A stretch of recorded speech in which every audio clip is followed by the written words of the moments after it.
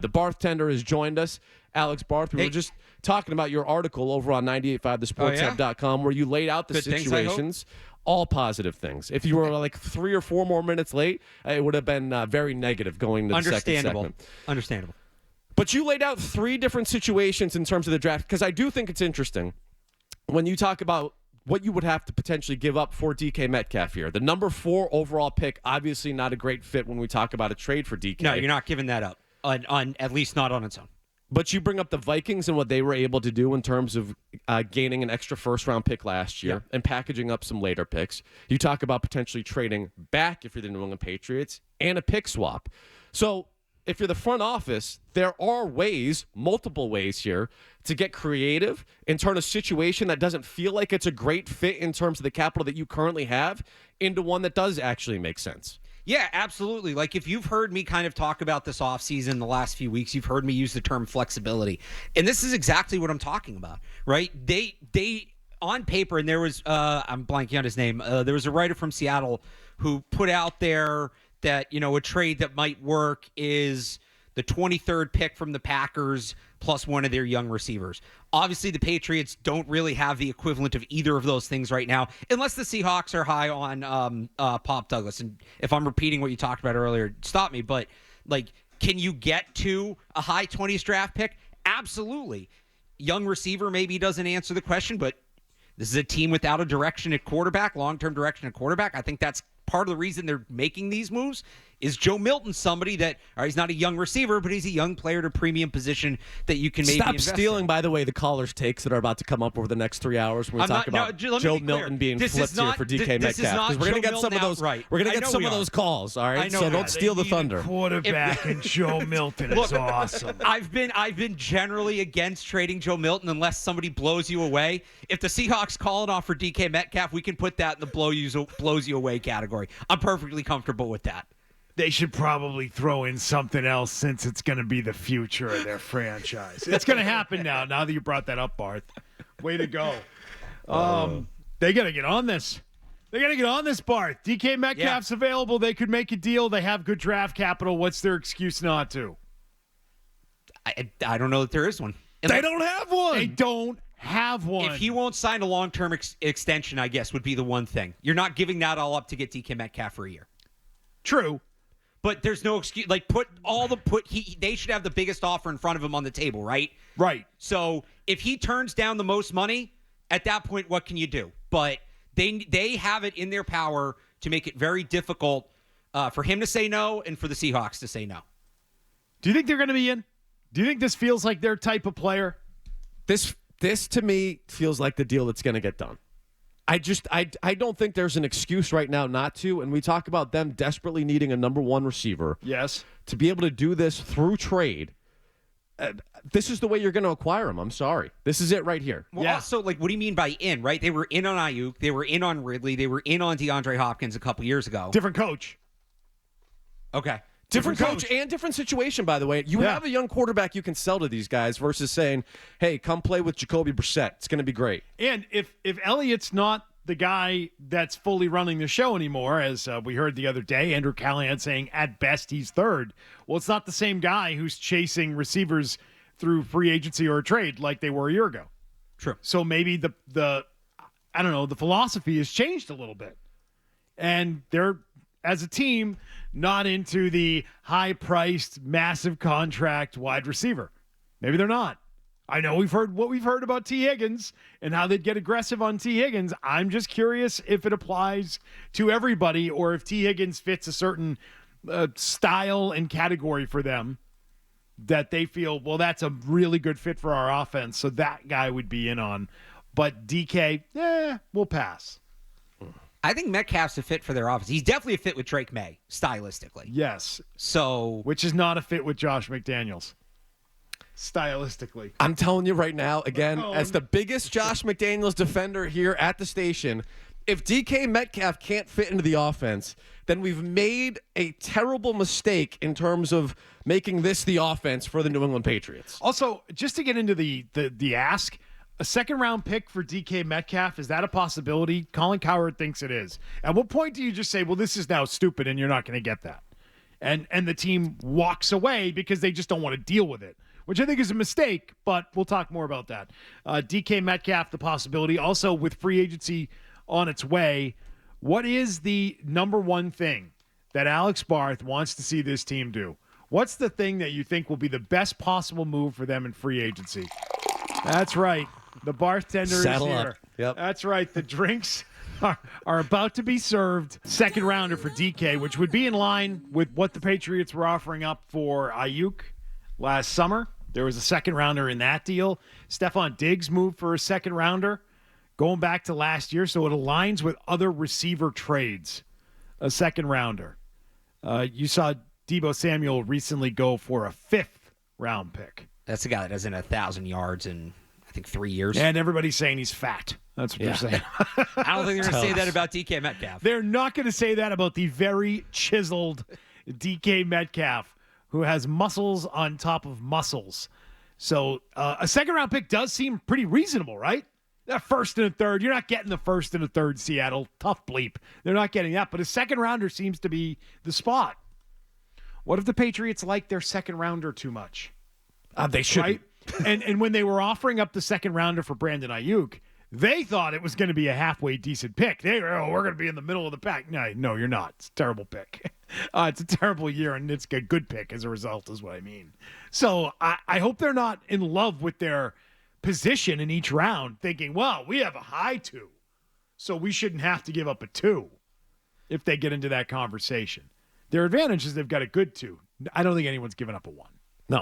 No, I hope not. And if they do, again, Barth, you wrote about this, but if you're New England, you have enough ammunition where you can get creative and package it similar to what the Vikings did last year and move up the board and maybe use that second in one of your thirds, right? Right. And wind up with a late first rounder that you flip. But I think there's going to have to be some creativity involved potentially here if you're Elliott Wolf, but I just don't think there's an excuse for them not to land this player. I don't. They've got no excuse. They've got the picks. They've got the money. Yeah. It's really a desire to do it, and also they should explore their ability to re-sign him, which would make sense. Yes, but again, when you have the most cap space there, you should be able to put an offer in front of him that he cannot refuse. And again, the Seahawks saying that we're going to do what's in the best interest of Seattle when it comes to this deal versus one of those situations where we're going to find a nice landing spot for you, DK, where you're happy, I think also, again, helps you in this equation if you're New England. I love that. That's the way it's supposed to work. It is. Where the teams say, we don't care where you go. You don't want to be here? Well, whoever gives us the best return is what we're doing. 100%. That's the way the entire league is supposed to function. So I'm happy to hear that. I'm with you, Tim. It's a good point. And blow them away. Let's go. Get it done. Don't give up a 1, though. Maybe something that I think Tom in the Bay Area wants to suggest that we've talked about here before. What's that, Tom?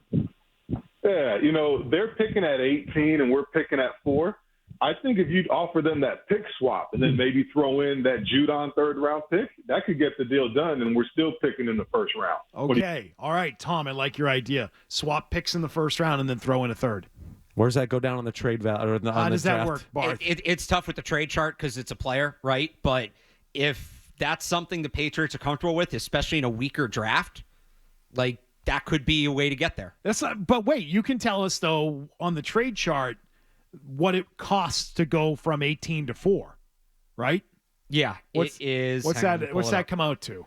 4 is worth 491 points. I love it. Mm-hmm. 18 is 287. Okay. All right. Do the math. 490. Yeah. 491 minus. Sounds like an accountant. The bartender is at the register now. Work, please. You have Exactly. you have an old school register sound effect? Yeah. No, there? I just type aggressively. Closing out the tabs. Yeah. Punching those big round keys on the register. So it's. I think they used to have one of those. It's 204 points. Thank you. If this thing will load. Okay. Which equals? I think off the top of my head, that's like a late first round pick. Yeah, so it'd be the equivalent. So that's like giving them a late first rounder and a third. That's giving them their first and a third, Bart. That'd be the equivalent of the 28th pick. Yeah. Is the gap there. All right. The 28th pick. You're getting a late first rounder and a good third rounder. Here you go.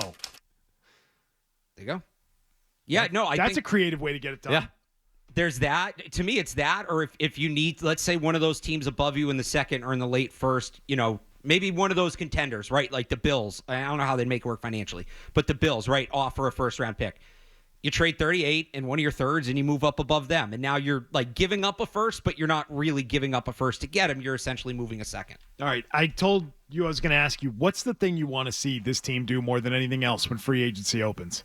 Get a definitive answer at left tackle. Bingo. Which is Ronnie Stanley or Cam Robinson. That's the end of that list. I think there are two things they have to do here, but just to keep it to free agency, the more I think about this Ronnie Stanley situation that we have discussed in recent days, they absolutely have to get that done.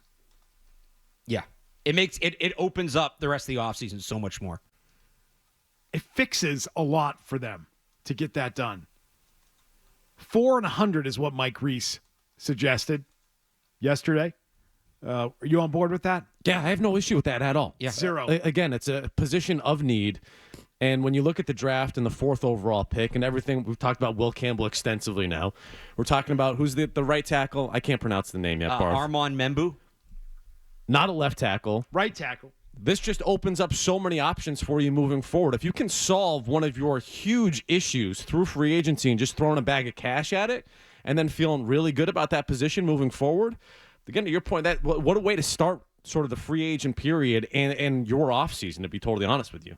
Yeah, because that's the one thing that like they can't, if they come out of this offseason without a definitive number one wide receiver, okay, like assuming they do other things, right? Okay, you add that guy next year, you're going to have to make it work with the group you have. If they don't like totally upgrade the pass rush, okay, we know it's going to be a multi-year thing. The one thing they have to do this year, you got to make sure Drake May doesn't get hurt, right? And that's the offensive line. So that, to me, is the one non-negotiable. They can make more than one major addition, but if they make one, like left tackle, I don't know that there's a close second, honestly.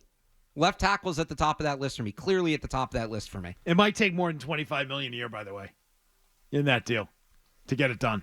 It might, and they should extend themselves. If that's what it takes, into the 4-year thing, because I've seen some people be like, well, you can't sign Ronnie Stanley that long. He's 31 years old. Sure you can. That 4-year deal in reality is going to be a 2, maybe 3-year contract, right? If you got to put some dummy years or some void years there on the end, they have the flexibility to do it. Drake May's, assuming they pick up the 5th-year option, Drake May's deal will expire in 2029, if I did that right. So as long as you have him off the books before then, which I can't imagine it going much beyond there are that. all kinds of guys playing shape. tackle in this league in their 30s. What are we talking about? Trent Williams is like 100 years old. 37. Trent Williams is like 100. Larry Tunsil's in his 30s now. I know that people just think he's young because we all remember the night he got drafted.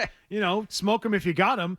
Deion Dawkins is in his 30s. Just all kinds of guys in their 30s in this league. That's a fair argument, too. I'm just saying, for the age argument, it's not going to end up being as long of a contract as we think. No. There are all kinds of older tackles in this league that get paid, and if it takes more than $25 million a year, I want them to do it. I think I want this. This is not sexy, as I said. I'm going to start calling Ronnie Stanley Big Sexy, if you don't mind. But I'm telling you, this is the thing that I think is just going to make me maybe the happiest here. That they just get this resolved to start free agency, and you're like, what? That's not a splash. For this team, yes, it is. Man, it just kind of sets them up to be in a much better position to not suck.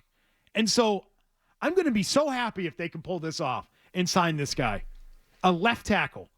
A qualified starting level left tackle.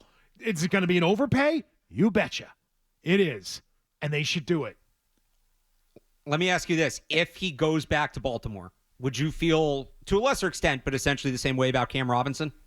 I feel like that's sort of the original Trent Brown situation, right? Where it's just kind of a stopgap and let's figure out your long-term solution after that. He's a good bridge. No, I know. But just sort of a bridge, not your long-term answer, but just sort of, again, a stopgap, like a Trent Brown situation where you're kind of renting that player for a little bit and then trying to find your solution down the road. I guess my point is I'm all in on Ronnie Stanley. If he goes back, I still want them to be aggressive on Cam Robinson because the drop-off after him is big. Now you're talking about, like, Dan Moore's the next guy people have thrown out. He's here to compete for a job. He's not a guy that, like, we want somebody day one, OTAs, that's the left tackle. Big Sexy Stanley. They need Big Sexy, okay? They need him here. This is going to be the thing that they absolutely need to do. If he goes back to Baltimore, okay, that's a little different. A guy sticks with his team. I will be irate if they lose out to another team on this player. Yeah. And there are rumors that Kansas City could be calling on Ronnie Stanley. So let me ask you this question. Big sexy. They land big sexy. Yeah. But they don't address the weapons at all. You're running it back with the receivers. Maybe you get another serviceable receiver, but not a true number one option. You're still considering that a win for the Patriots? I'm still considering it a win because now they're not doing something stupid like taking a short-arm T-Rex left tackle in the first round of the draft. And they might, as a result of that, be able to get a right tackle and really set themselves up. So, yeah, I'll be okay with a second-tier receiver, but Ronnie Stanley being landed first. I think I want this more than anything now. I think you're right. I think that's how they should approach it. I'm starting to come around on this. Now, again, it's not an either-or. You could do both. Right. Hey, you can do both. You could do DK Metcalf. Yes. And you could do Big Sexy. Clip that for Friday. You got that? You can have both. Bring Big Sexy to Boston. That's what we're doing here. Hey, if you like that clip, check out more videos from Zolak and Bertrand right here. For more Patriots analysis and opinion, hit this playlist. And for all the latest from the Sports Hub, download the app at 985thesportshub.com.